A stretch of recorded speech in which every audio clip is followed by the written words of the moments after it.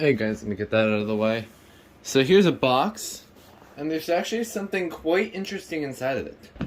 Now, I'm gonna make things clear right now. Nobody's on with me because I just got home and I'm just kind of really impatient. I'm not really impatient because I will explain this when I open them. Actually, I'll explain it now because what's in this box is not something I bought. I was required to make this when I get home from school. So, we'll go and open this up, and I'll not ask you guys, but I'll tell you guys why. God, this could just done this. I'll tell you guys why I was not the one that bought this. And before you guys start spouting in the comments, Tinix Bear, it's not that either. But what's in here is something I'm actually pretty curious about. Because it's actually an alarm that is equivalent to one I have already. You'll see why. We'll start with this one. So anyways, that's just an... Thank you for your purchase. Have a great day. Thank you. There's a lot of backstory with this listing, so yeah, that's just kind of like a note. So anyway, yeah, let's get this out. This is a unit I've actually been after for quite some time, but it's not mine. I'll explain why. So here it is. This right here is a Honeywell TC89B1000, I think. It actually says here. Yeah, TC89B1000. So let's zoom into this, just so you guys get a better look at it. Here we go. This is good. So this one is very, very similar to my TC49A that I currently have. My wacko TC49A that we have right here. Put them to the side so you guys can almost see one difference, as this one actually has a test button. And the test button, look at the sound it makes when you press it.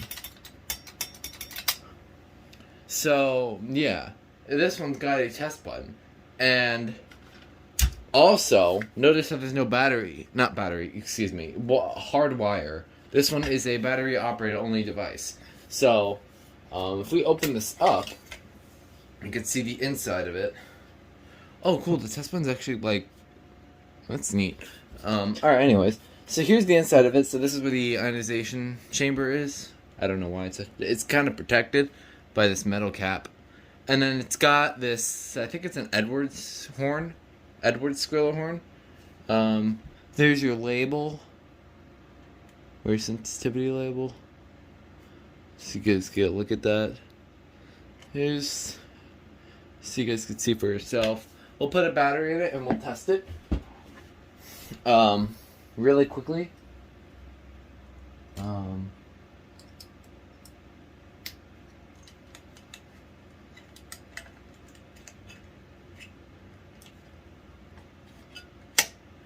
then put the cover back on. I believe it goes like this. Yep, got it.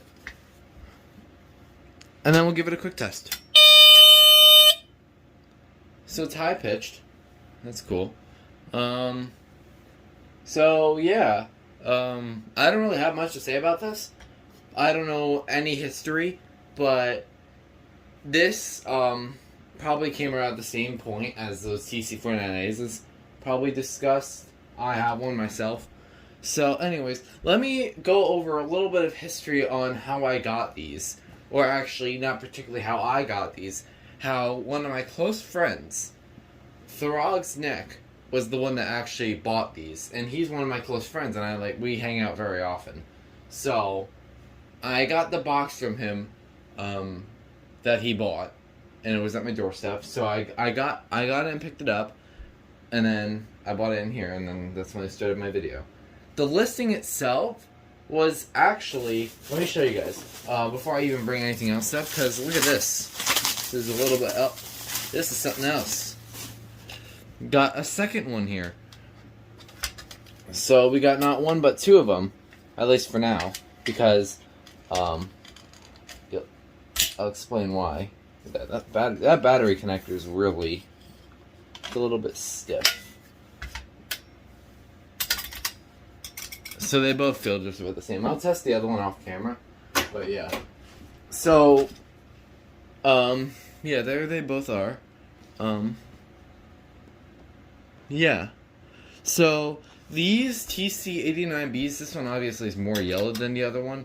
So this probably was up on a upper level, next to a window, most likely. So this one's in the better condition, which is might be the reason why. This is going to be the one that Throgs is going to keep. I'll explain what I'm doing with the other one in a second. So here was the actual fun fact about this listing. So I can show you guys what it was like. Actually, maybe I won't, but I'll show you guys images. So when these were bought, or when these were listed, it was an auction listing for only 99 cents starting bid, which is a ridiculously good deal for two TC89B1000s. So, and these are rare devices too. So they're not very common to find at all. So, yeah, those they were listed for 99 cents. And then there was a person who bidded, and then there was another person that bidded, and then another person that bidded. There were multiple people that were bidding, and then it went like over like $25 at one point. And then it hit 15 bids when it was like at like what, $40? And we thought it would stop there because that's usually when these bidders end. And then on the very last day, it went up to $50. And then the very last bidder, I know one of the bidders was Baltimore Alarms and Fans. I know he was one of them. I don't know about Nathaniel. Maybe he was one of them. I know another person, a private collector, was after them too, and someone else I saw that was after them as well. I saw the listing. I was going to go for them, but then I decided to lay off because I knew that was going to happen again, like usual, because of detector inflation, which is why that D2 costed over $100. Nathan Adams saved me for that. So, anyways, so the listing ended with the last 4 bids at 5 seconds, and then Ben bidded, and then at the very last second, out of nowhere, Throgs came along and bid at literally the last second for a finalizing price of like $65 or something. And that includes shipping, so he paid like $80 for these.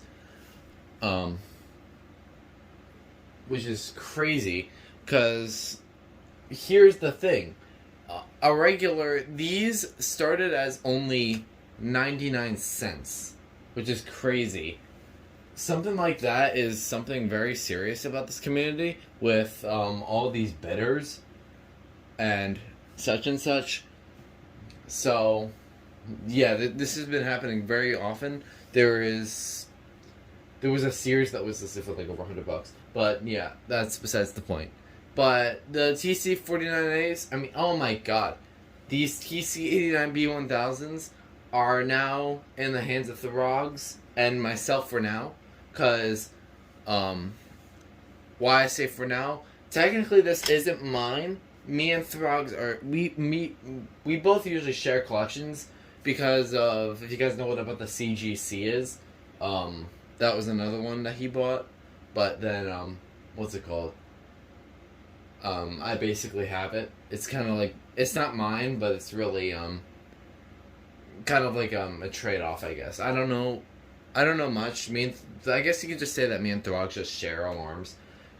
Like, sometimes he'll let me have it, sometimes I'll let him have it, so like we like send it off to each other whenever we visit each other, because we visit all the time. So yeah, he's a good friend. We've been friends for like years now. So anyways, yeah, that was a lot of 2 TC89Bs, Honeywell TC89Bs, 1000s if you want to add that number. And I hope you enjoyed, and that will be it. And this video is dedicated to Throgs.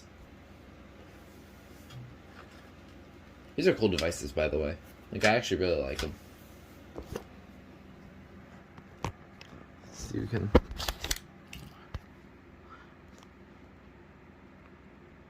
These are cool. Anyways, yeah, that's it. Okay, after testing this one, I noticed something very weird. Look at this. Come off. Come off. Please. Like, please. There we go. Look at this. They got different horns. I did not expect that. Look at this one's got a... This one looks... Yeah, this one's got the Edwards horn. I was right. See the Edwards logo on there? This one's got the Edwards horn on it. And then this one's got the Kobishi squealer. The Kobishi horn on it. And, yeah. That's... Okay, yeah. This one's got the Edwards, and then this one's got the Kobishi horn. Kobishi COB27, it looks like. I personally like this one better for Throgs. And... Yeah. Anyways, yeah, that's all. This is actually the end of the video. That's it.